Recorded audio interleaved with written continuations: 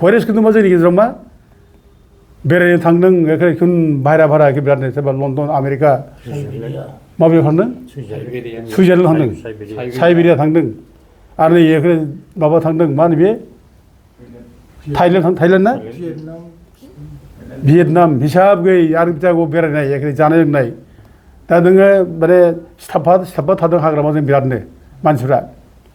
थाखा खामायदों बिराद एखे कन्ट्राक्टनि खामानि लादों मादों नै ओमफ्राय गावस्रा माने बैसागु फोरबो फालिदों आरोखि बेफोरनोसै आरो जाहो लोङो बैसागु फोरबो खालामनानै बिराद समाज सेबक जाबाय आरो दा गासिबो मिडिया कर्मिफोरखौ साबायखर बावबाय आरो रायजो राजाफोरखौ जोङो बयखौबो खुलुमहरनाय जाबाय जे दिनै जोङो थांनाय 28 थारिखआव माने माइनावपुर गामिनि फुंखा बसुमतारीखौ जे फरेस्ट डिपार्टमेन्टनि मानसिफ्रा गावथारबाय दा बिनि सायाव जोङो डिसि क'क्राझारनो मेम'ना हरदों आरो बिटिसि आवबो हाग्रामा मन्थ्रिनो जों मेम'ना हरदों आरो जोंनि दाबिया बेनोमोन जे जिथु फुंखा बसुमतारीखौ गावथारनाया खोब अननाय इलिगेल आरो मानसिखौ बिदि अना खाना खासि बिसि गावथारनो हाया बुथारनो हाया आयेन दं माबा मोनसे दाय मावदोंब्ला माबा मोनसे अफराद जाबायब्ला बेखौ आयेननि आवथायाव लाबोनांगौ आरो आयेननि गेजेरजों बिजिरनानै साजा होनांगौ खिन्थु खुनु आयेननि मार्फतजों थाङाजासे आयेनखौ गनायाजासे आयेन बेरेखा थांनानै मानसिखौ डाइरेक्ट गावथारनाय बे आयेनखौ सिफायनाय जादों बेनिखायनो बे आयेन सिफायग्रा गावग्रा फरेस्ट डिपार्टमेन्टनि मानसिफोरखौ जाय गावनो इनभल्भ दं बिसोरखौ एरेस्ट खालामनांगौ होननानै जों दाबि खालामदों आरो लोगोसे जायफ्रा गावनो इनभल्भ दं बिसोरनि साख्रिखौबो सासपेनसनाव दोननांगौ होननानै जों दाबि खालामदों आरो लोगोसे बे जाथायनि सायाव मोनसे जुडिसियेल इनकुवारि खालामनांगौ बेबो जोंनि दाबिमोन ओमफ्राय बे गावथारजानाय न'खरनि जायनाखि दुखुथिया फेमिलि बिसोरनो माने फुंखा बसुमतारी बिसोरनो पार्मानेन्ट साख्रि होनांगौ बे मोनसे जोंनि दाबि आरो लोगोसे 1 कोटि रांनि साहायज्य होनांगौ बे मोनसे जोंनि दाबि दा बेफोर दाबिखौ लानानै जोङो मेम'रेन्डाम होनायनि उनाव जोंना क'क्राझार जिल्ला खुंगिरि डिसिआ थाबैनो मोनसे मेजिस्ट्रेल इनकुवारि होनाय जाबाय दा अदेबानि जों लुबैदोंमोन जुडिसियेल इनकुवारि जानांगौ होननानै जुडिसियेल इनकुवारिनि दायथ'आ साबसिन जायो बिसोरनि माने इनकुवारिया साबसिन जायो ओंखायनो जों बेखौ बुंदोंमोन दा मेजिस्ट्रेल इनकुवारि होनाय जाबाय दा थेवबो माने गसाइगावनि जायनाखि सिभिल एसडिअ IAS अफिसार बेनि दायथ' होबाय दा जोंखौ बुंदों डिसिआ जों डिसिजों जेब्ला सावरायो जे नोंसोरो माने बे इनकुवारिखौ बिसास खालाम इनकुवारि निरपेक्षभाबै जागोन आरो मोजाङै जागोन नोंसोर हेल्प खालाम जोंखौ बे बाथ्राखौ बुंदों दा बेखायनो जोंबो जिथु जुडिसियेल इनकुवारि खालामनाय जायाखिसै दा जों बे माने मेजिस्ट्रेल इनकुवारियावनो जोंबो सापर्ट खालामगोन मोजाङैनो कभारेसन होगोन बेनि थाखाय जों थियारि जाबाय आरो गामियावबो जों मैया फुंखा बसुमतारी जायनाखि श्राद्ध बेयाव जों मैया थांबाय थांनानै न'खर मानसिजों रायलायबाय रायजो राजाजों रायलायनाय जाबाय आरो जों बोरै इनकुवारियाव माने हेफाजाब होनो बे खोथाखौ जों मैया थिग खालामनाय जाबाय आरो बिसेसकरि जों बुंनो हादों जे फरेस्ट डिपार्टमेन्टनि मानसिफ्रानो बे माखासे कन्ट्राक्टफोरखौ माने हाग्रानिफ्राय दंफां लानो थुनल' लायो बिसोर फैसा लायो बे बाथ्राखौ बुंनो हादों आरो माने मोनसे गुगोल पे बा फन पे होननाय रेकर्डबो दङ बे बाथ्राखौ जों बुंनो हादों दा बे जोंनाव रेकर्डआ बे एभेलेबेल जाबाय जेराव बे दा दंसै जों मोनबाय गथिखे बेखौ जोङो माबानो साबमिट खालामगोन जेब्ला इनकुवारि जायो बेनि साबमिट खालामगोन जाहाथे इमिडियेट एक्सन जायो आरो बेखौ साबमिट खालामब्लानो हयथ' बे फरेस्ट डिपार्टमेन्टआ जे गाज्रि खामानि मावो फरेस्ट डिपार्टमेन्टआ थुनलायबाय थायो दंफां बोनो थोनो बिसोरनो दंफां बारहोयो बेनि सायाव प्रमान जागोन आरोखि प्रमान जागोन ओंखायनो जों बेनि थाखायबो रेडि जाबाय दा जोंहा दुखुआ बेल' जाबाय जोङो BTC खुंगिरिखौ जोङो खावलायदोंमोन जुडिसियेल इनकुवारि खालामनांगौ होननानै आरो बिथांमोनखौ जों खावलायदोंमोन इमिडियेट सासपेनसनाव दोननांगौ बे जायनाखि दरसि मानसिफोर गावग्राफोर बे बाथ्राखौ जोङो माने दाबि खालामदोंमोन खिन्थु BTC खुंगिरिया माने जेबो दायित्व लानाय जायाखिसै इनकुवारिनि थाखाय जुडिसियेल माबाखौ बिथांमोना लिरनांगौमोन लिराखिसै माने डिसिआ मात्र माने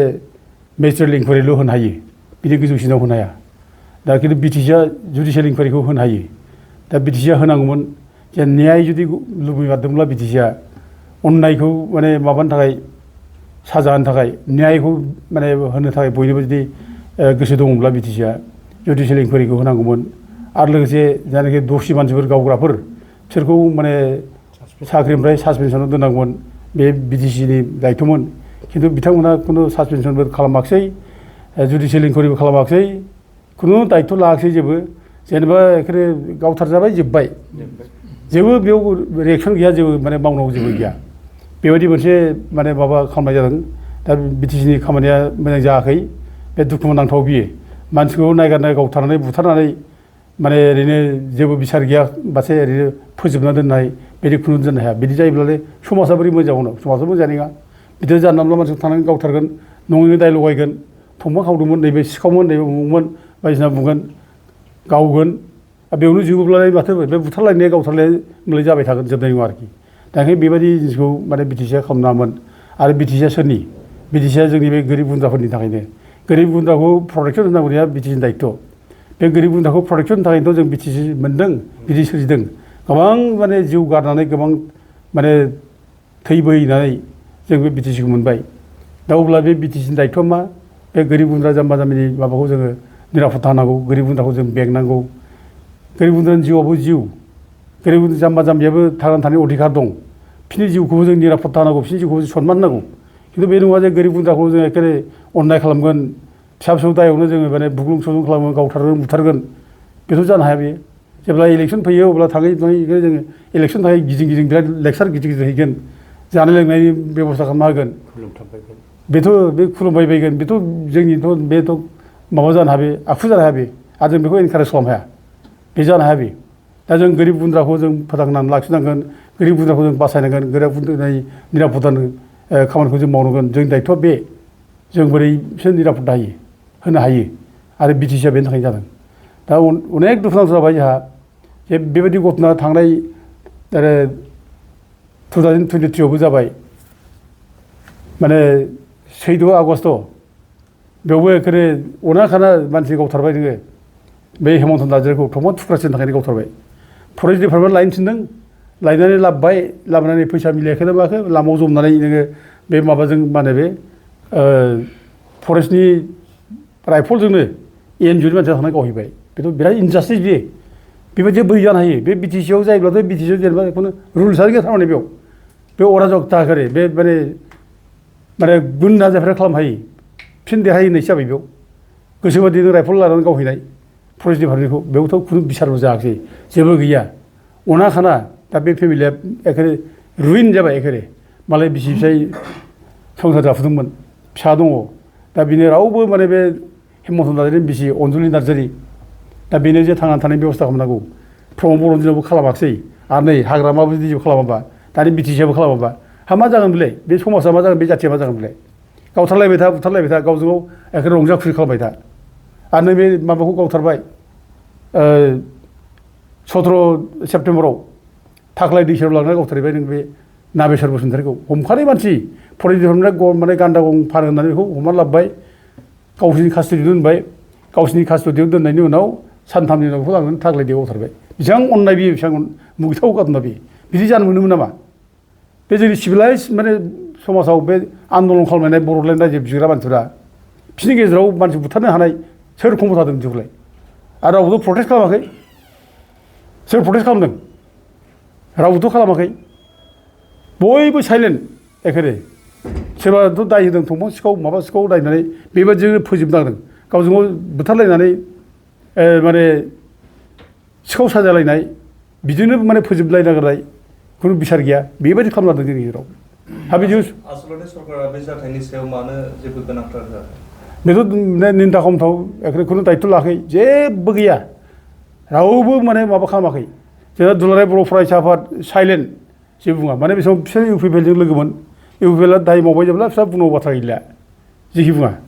दा बिदि जागोन नामा फरायसा आफादाथ' निउट्रेल भाबै बुंनांगौमोन दा थांनाय बारावबो जेबो बुङाखिसै जोंसारखौ गावथारबाय जनकखौ गावथारबाय अनाखाना गैया नै नंखायखौनो जों जेब्ला दावराव खालामो माने जोंसार बिसिनो साख्रि होबाय ग्रेड 4नि ओरैनो माने टेम्परारि एखेरे फिक्स बेयाव होबाय दा साख्रि दानफिनबाय दानिया मा जाखो बे दा बेखौथ' माने फरायसा आफादा बुंथारनांगौमोन बे समाव आरो दिनैबो बुंनांगौमोन नै दिनैबो फरायसाफ्रा आन्दलन खालामना बिरादनो दावराव खालाम न्याय होनांगोन खिन्थु दाबोथ' जेबो बुङाखिसै बिराद खमन नाय बे दा बिदि बुथारलायबाय थानानै मा जाबावनो जों गावजों गावनो जेबो गैला न'खरा रुइन जाबाय सेस जाबाय नै फुंखा बसुमतारी न'खरा सेस जाबाय जेबो गैला आरो हेमन्तनि बिसि अनजलि नार्जारि बिनि न'खरा सेस जाबाय नागेश्वरनि न'खर सेस जाबाय जोंसार ओमफ्राय जनकनि न'खरा सेस जाबाय बिसोर जेबो माने थाखा फैसा अनसुंथाइ प्रमद बर'नि दिनावबो होलाङाखै आरो हाग्रामाबो जुदि जेबो होआब्ला बेखौनो गावथारबाय एखेबारे बे थमा सिखावसोमोन बियो गावलायदोंमोन दाथ' बे जेम्स बसुमतारी बेखौनो बुंदों गावलायदों गावग्रायनायखौ गावथारनाय जादों बिदिनो बिसोर माने गाज्रि मानसिखौ गावथारनाय जाबाय बिदि होननानैसो इस्टाब्लिस खालामदों दा बेथ' बिराद अननाय बेयो बेबायदि जों मा जाबावफालाय दा बिसोरथ' खमसे खम माने मोनसे भुल जालांबाय बेखौ सुद्रायनांगौ न्याय नागिरनांगौ मोनसे जुडिसियेल इनकुवारि खालामना हो दा हेल्प हो जाय दसि बिसोरखौ साजा हो आरो माने एसे माने फाइनान्सियेल हेल्प होदो बेबो गैया हयरेस खिन्थु मा जोंनि गेजेराव मा बेरायनो थांदों एखे भारा एखे बिरादनो सोरबा लण्डन आमेरिका माबेयाव थांदों सुइजारलेण्ड थांदों साइबेरिया थांदों आरो नै एखे माबा थांदों मा होनो बे थाइलेण्ड ना भियेटनाम हिसाब गैयै आरो जायगायाव बेरायनाय एखे जानाय लोंनाय दा नोङो माने सिथाबा थादों हाग्रामाजों बिरादनो मानसिफ्रा थाखा खामायदों बिराद एखेबारे कन्ट्राक्टनि खामानि लादों मादों नै ओमफ्राय गावस्रा माने बैसागु फोरबो फालिदों आरोखि बेफोरनोसै आरो जाहो लोङो बैसागु फोरबो खालामनानै बिराद समाज सेबक जाबाय आरो